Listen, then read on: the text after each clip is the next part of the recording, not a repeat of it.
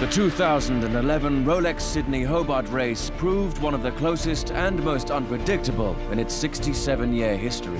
Yacht racing, it's a cruel but beautiful sport. Come on, best him! It's going to be hand-to-hand, mano a mano. At its heart, a compelling battle for line honours and professional pride. Get the jib on, get the main on! Among the elite of Australian sailing. This could be an opening we're looking for. With remarkable exploits elsewhere in the fleet, it's a story in which character, courage and controversy all played their part.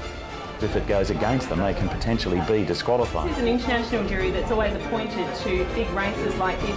With varied conditions, shifting winds and a constantly changing narrative. Get ready to rake! This year, the 628 miles from Sydney to Hobart had it all.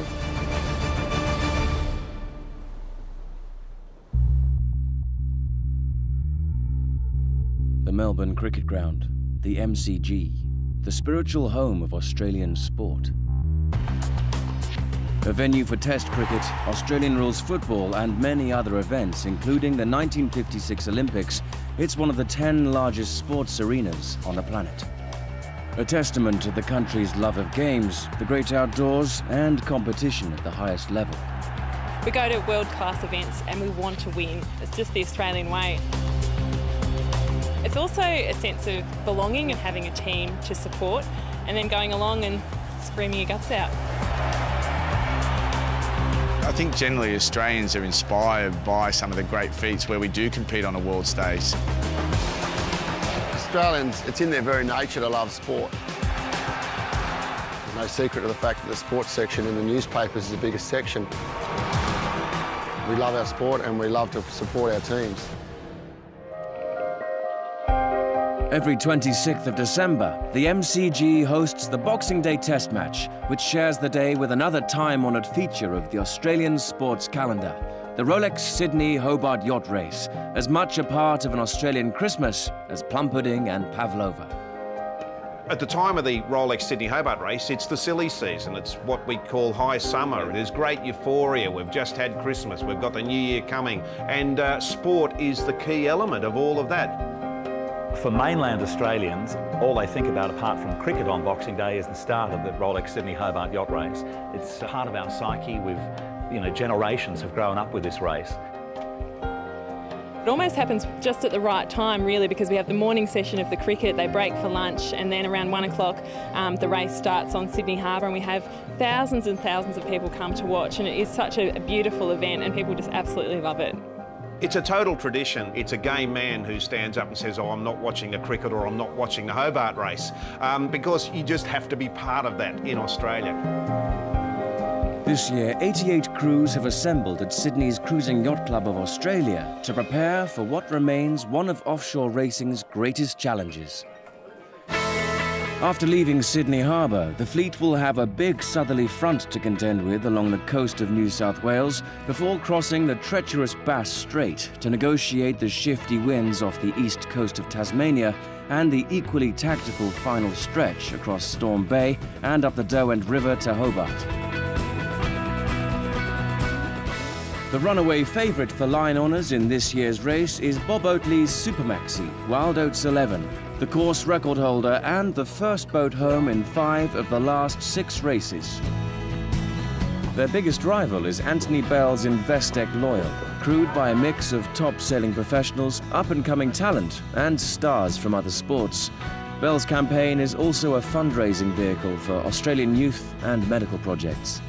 Their aims may be charitable, but after finishing second to Wild Oats 11 last year, Bell's men will be giving nothing away. We are a different campaign. And we've got critics everywhere. I just got in Melbourne yesterday and I was listening about Wild Oats being unbeatable. But the big difference this year is how good a professional crew we have, because the boat's also gained enough credibility that people take our campaign seriously. And so they should. So this boat is almost perfect for us to go and do something special. This race will go all the way to the very, very end to work out who actually wins and who doesn't. I'm very, very proud to have all of you coming sailing. We are well prepared. We should go and say bye to our families. And let's go out there and have 2 great days of our lives. In Melbourne, the first session of the Boxing Day test is coming to an end.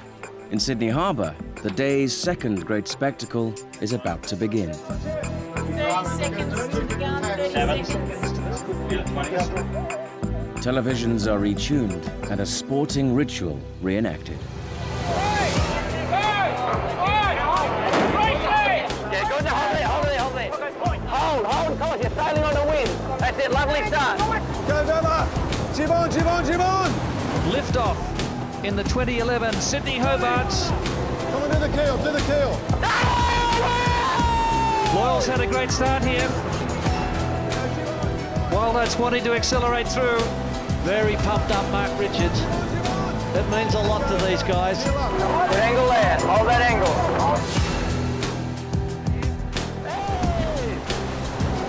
Investec Loyal tacks over. This is going to be very tight. That's it, hold it there. Haven't they done well on Brindabella? And Lahana has shown a very good speed. They're not far behind. That's good there, hold there.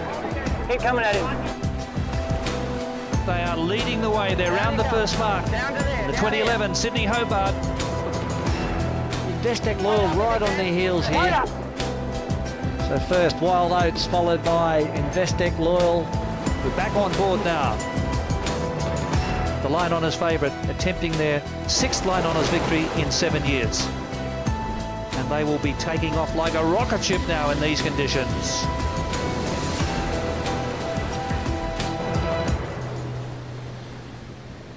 For all the talk of Wild Oats 11 and Investec Loyal before this year's race, it's an 18-year-old woman who has stolen much of the limelight. Australian Jessica Watson became front-page news around the world in May 2010, when at 16 she became the youngest person to sail solo, non-stop and unassisted around the world. 210 days, I didn't see another person. It's just empty horizons for days on end. At the same time, you know, your little boat, it's your home, that's your whole world. Check that out, got Cape Horn there. Jessica completed her historic 23,000-mile voyage on the 34-foot-long Ellis Pink Lady. After months of solitude and battling mountainous seas, she returned home to thousands as a national hero. I'm actually going to disagree with what our Prime Minister has just said. I don't consider myself a hero. I'm an ordinary girl who believed in her dream. You don't have to be someone special or anything special to achieve something amazing. It is amazing when somebody does come up to you, when a little girl comes up to you and says, hey, look, you sailed around the world. You made me realise I could pass my exam, or you made me realise I could change school and you know, improve something here. And I love hearing those things. Just 18 months later, Jessica has another challenge in her sights. We're aiming to be the youngest team to compete in the Rolex Sydney Hobart Yacht Race. So we've got 18 to 21-year-olds on board and our average age is 19. I'm the skipper on board, but we're all learning from each other and really doing it, you know, as a team. Jessica's only 18 years old. It's her first Hobart. It's an enormous role as a skipper. You have to be very measured and calm and well prepared, and I think she's all of those three, so I'm sure she'll do very well. At the head of the fleet, the Line Honours contenders are making rapid progress. Wild Oats 11 has a 6-mile lead over Investec Loyal, for the time being as much concerned about plugging a leak as plugging the gap. Get a good look at that cloud feature down there. You know something's coming. The breeze is getting a little bit funky now, making it just getting to pay a little bit more attention. We'll make a little bit of ground on those bags in front of us. Muscling its way toward the fleet is a strong southerly front bringing rain, hail and 40-knot winds in its wake. Watch Captain Tom Braidwood is taking no chances. Get ready to race. Ready on the inboard end. Ready on the inboard end. Ready on outboard. Ready outboard. Ready on the main. Main off. Out off. Out it up. Conditions in this race can be extremely hazardous. Over 500 nautical miles of testing sailing lie ahead. But help, should it be needed, is not so far away. We're a dedicated search and rescue helicopter based on the coast just south of Sydney, looking after coastal rescue. Westpac Lifesaver, Peter. In the build-up to this year's race, the Westpac Lifesaver Helicopter Rescue Service took part in a training exercise in conjunction with the crew of Wild Oats 11. Okay guys, just had a call from 13 Surf. We've got a Super Maxi in trouble. So what we're going to do is go over to Sydney Harbour into Farm Cove, pick one of their crew out of the water and rescue them into the helicopter, just to show them what's involved with a helicopter rescuing someone from a yacht. It's very much teamwork. Without the three of us all working as a team, the job just couldn't be done. We need good communication skills between each other to be successful with our missions. Since 1998, when 6 sailors lost their lives in the race, safety standards have improved significantly. One of the most important things doing a boat operation, for example a yacht, is getting good information from the crew on deck. Yachties generally have a very good eye for detail, and any information we can get on the condition of the patient or the vessel, size, direction, heading, speed, all those things come into account when we're preparing to do a winch. You have visual with the survivor. He's in your 12 o'clock now, Pete. Yep, got him inside. Okay, bringing Chris out to the door. Checks are complete. The most important thing is the safety of the rescue crewman. Once he's out here, it's my job to make sure that he remains safe. Okay, Crisso's in the water, steady, good position there. Crisso's with the survivor. But also, we do have to get the job done as well. There's a little bit of excitement, there's certainly a lot of satisfaction when the job comes to a successful conclusion. Okay, Crisso and the survivor are on board now. Okay, we'll just start heading for hospital.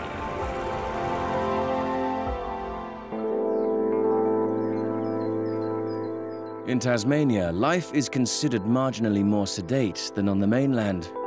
But events on day 2 of the race are being as closely monitored here as everywhere else. There are 3 pairs in Bass Strait in the Rolex Sydney Hobart. Wild Oats 11 leading Investec Loyal towards the final leg, Lahana leading Hugo Boss in the middle, and Loki leading Living Doll at the start of the 250-kilometre stretch known as the Paddock. The rest are bunched between Eden and Turos Head on the New South Wales south coast, sailing straight into an uncomfortable southerly swell. There have been 3 withdrawals, including 98-footer Grant Warrington's former winner, Wild Thing. In Hobart, Steve Barker reporting. It's a long way from the clamour of the MCG to the comparative calm of Tattersalls Park, the Elwick racecourse just outside Hobart. But there's a committed public to be found here too.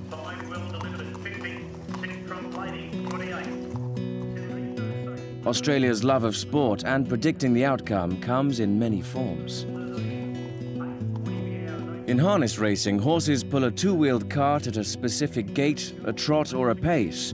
To help attract punters, races are often handicapped according to the horse's size, levelling the playing field and spreading victories among multiple entrants. Sailing's equivalent is the IRC rating system, where a time correction factor is applied to each yacht's elapsed time based on measurements such as its length, sail area and hull shape. The beauty of this sort of ocean racing is that you have yachts worth $12 million and yet they can be beaten by a yacht that's cost $200,000 because they have a handicap rule. That handicap rule really does give the battler a chance against the billionaire. The boats first across the line receive most of the limelight, but it's the race for handicap honours and the Tattersalls Cup that carries greater prestige. It's about handicap. It's about which yacht, which crew has sailed best to their ability and the size of their boat. And it's a boat that wins on handicap that really gets all the accolades from fellow yachties.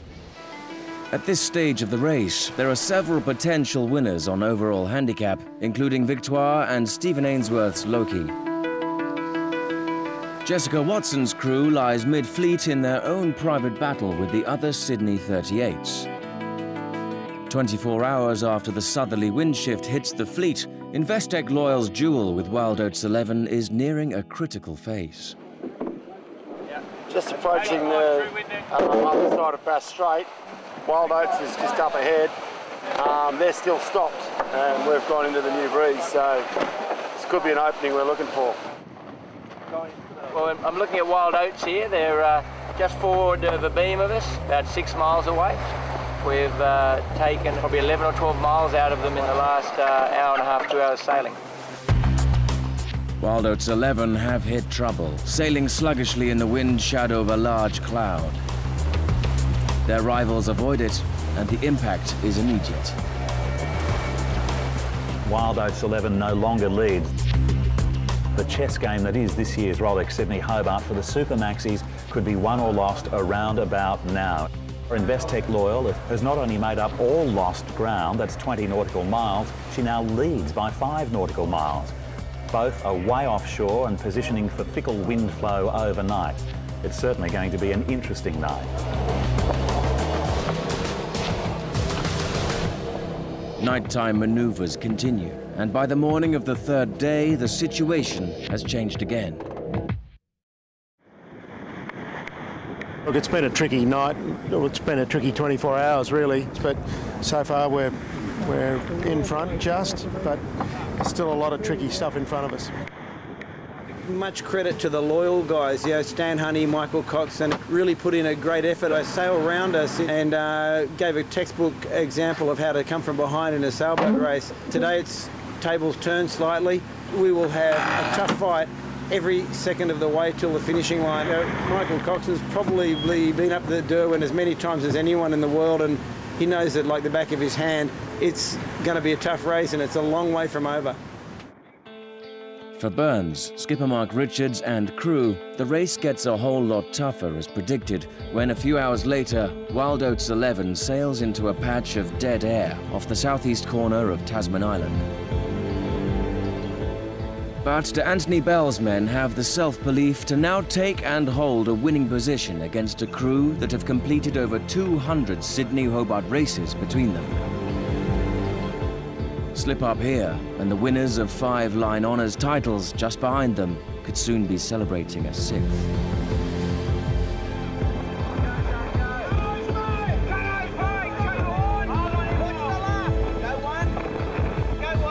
As the 2 Super Maxis head northwest for Hobart, Investec Loyal holds a narrow advantage. Ahead of them, a tense and tactical duel across Storm Bay and the nerve-shredding final miles up the Derwent River.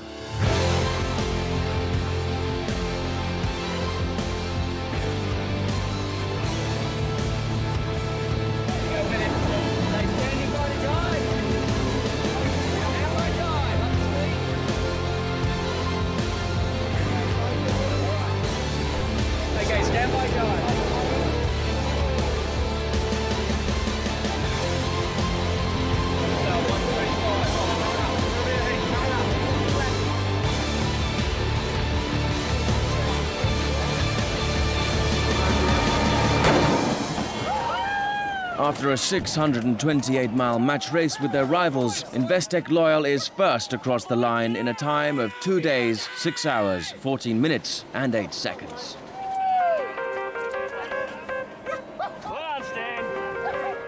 It's the custom for crews finishing the race to receive a crate of beer. Bell's men are served only with a protest from the race committee. Wild Oats 11 crosses the line just 3 minutes and 8 seconds later. The event's closest finish in nearly 30 years and the 4th closest ever. But are their rivals about to be denied the victory for which they battled so hard? In short, guys, this is what happened. During the trip, and we're just confirming exactly when that was, ABC contacted the boat and they actually asked for an interview with myself. I was steering at the time, so I couldn't do that interview. Michael Coxon was sitting next to Stan Hay, the navigator, and he actually did attend the interview.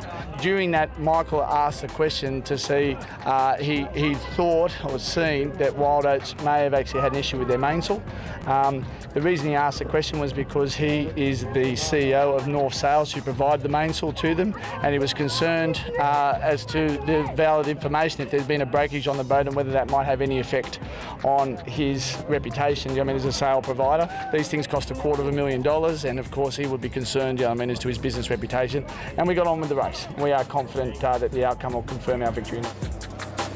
Were you surprised when you heard the news about Loyal?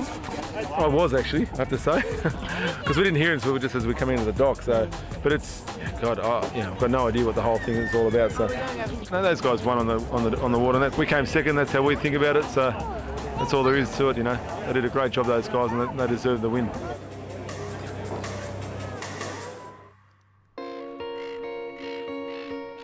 It's the following morning before the race committee's protest can be heard.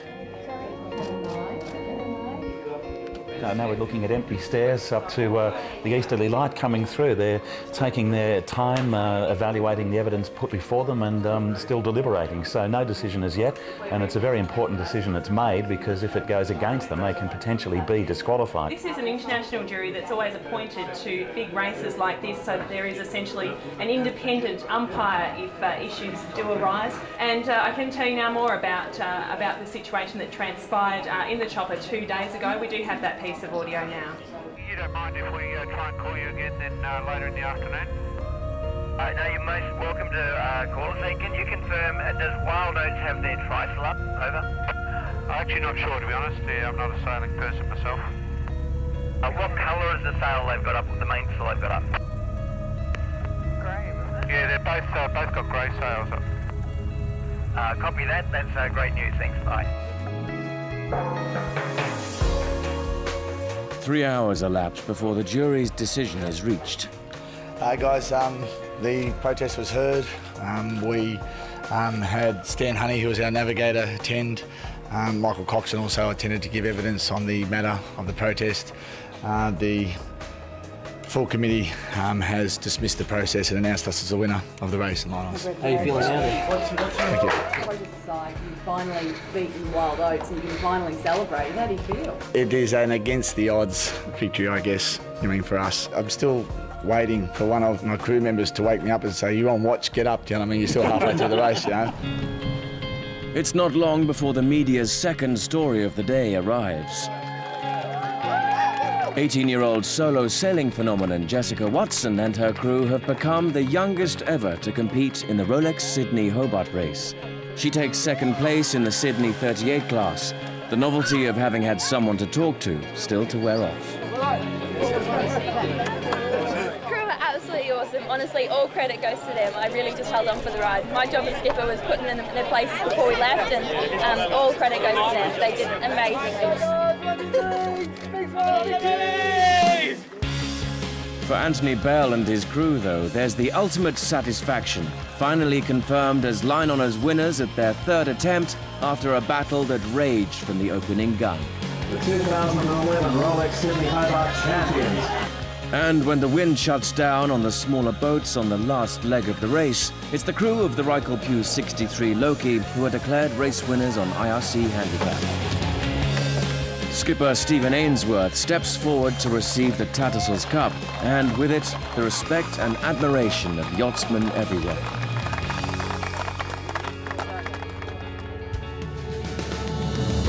Next time on Rolex Spirit of Yachting, we'll be in Hong Kong for the 50th anniversary of the China Sea Race, the Asian Blue Water Classic that provides the yachting world's very best cruise with some of its most spectacular sailing.